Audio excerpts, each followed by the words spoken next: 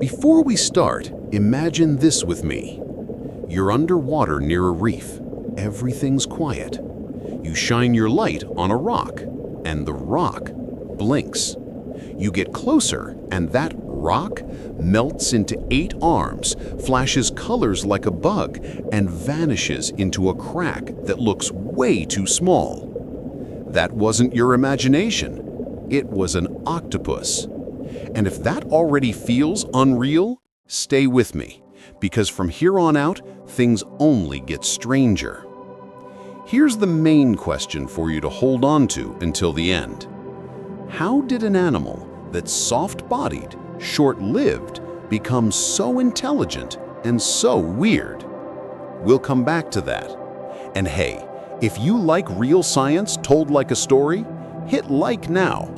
That click helps the channel reach more people who love the ocean's dark mysteries. Let's talk about the octopus's body, because this is where the alien feeling starts. An octopus has no skeleton at all, no bones, no ribs. The only truly rigid thing in an octopus is its beak, a hard, sharp mouth like a parrot's, hidden between the arms. So if a hole is bigger than the beak, the octopus can get through. A crack in a rock, a pipe, a gap the size of a coin. If the beak fits, the octopus fits. Quick question. If you had no bones, where would you escape through first?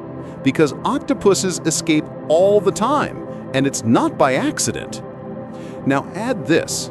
Octopuses have 3 hearts. 2 pump blood to the gills to pick up oxygen. The 3rd sends it to the rest of the body. And their blood is blue because instead of iron, they use hemocyanin with copper. That works better in cold, low-oxygen water. And the arms? Each arm has suckers that don't just stick to things. They can taste and smell.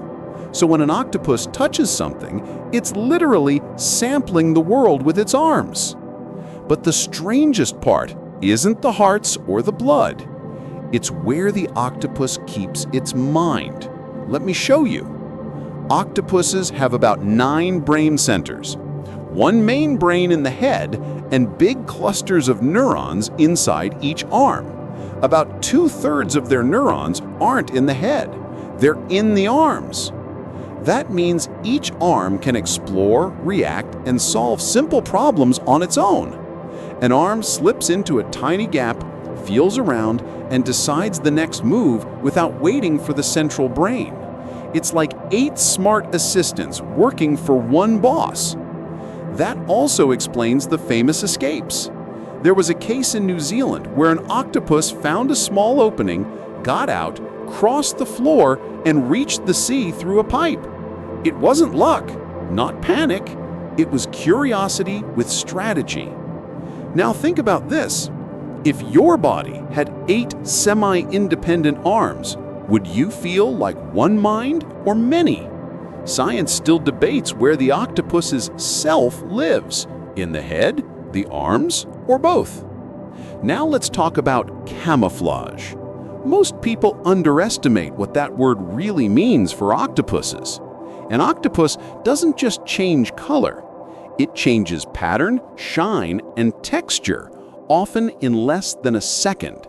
Its skin has layers of pigment cells and reflective cells, like living pixels.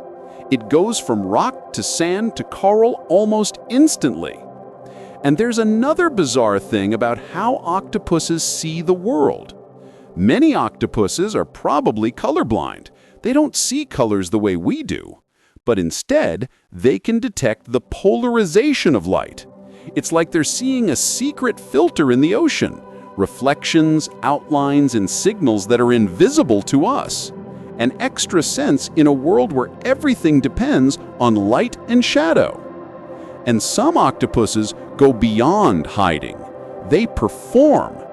The mimic octopus imitates dangerous animals like sea snakes, lionfish, or eels. Not just the look, but the way they swim.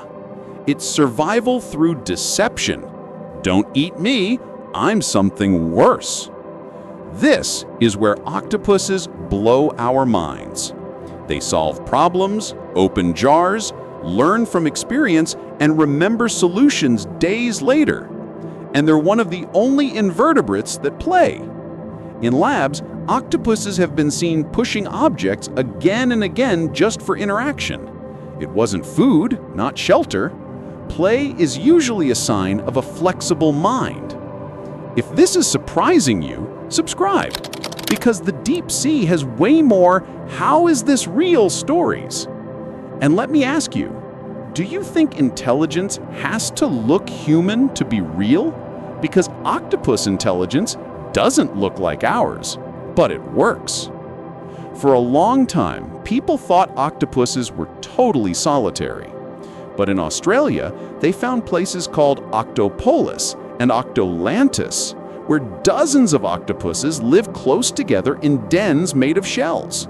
They don't form societies like humans do, but they show surprising interactions, threat displays, territorial fights, even shell throwing. It's not a city, but it shows they tolerate neighbors when they need to. Octopuses are silent, efficient hunters. They slip into cracks to pull out crabs, mollusks, and fish.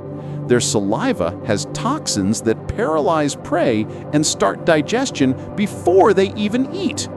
When threatened, they release a thick cloud of ink and jet away like living torpedoes.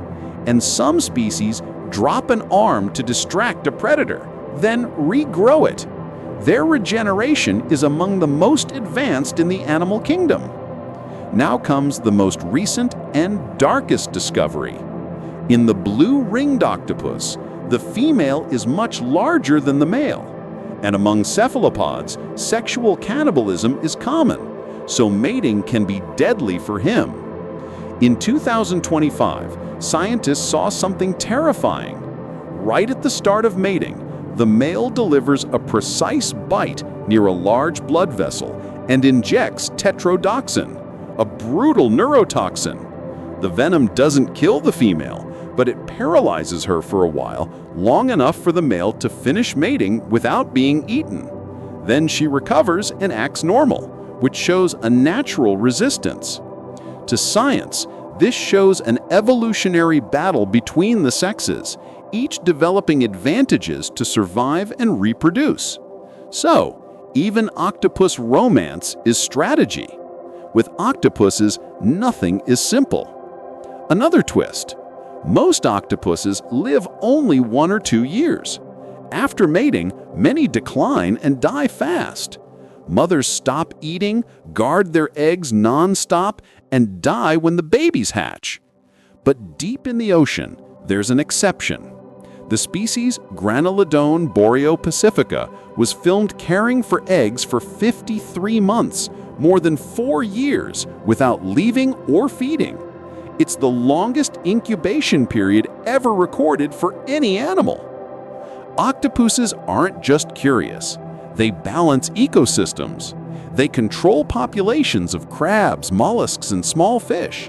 And they become food for sharks, seals, and moray eels. When octopus populations drop, it can be a sign the environment is in trouble. So we're back to the question from the beginning. How did an animal that's soft, so different, and so short-lived become so capable? Octopuses prove something huge. Intelligence doesn't have just one shape. Now I want your answer. If you could borrow one octopus ability for a day, which one would it be and why? Total camouflage? A body that can escape anywhere? Or a distributed mind with 9 brains? Drop it in the comments. I read a lot, and your idea could become the next video. Thanks for watching. If this video held you to the end, hit like and subscribe, because the ocean is full of real monsters and real geniuses we still haven't met.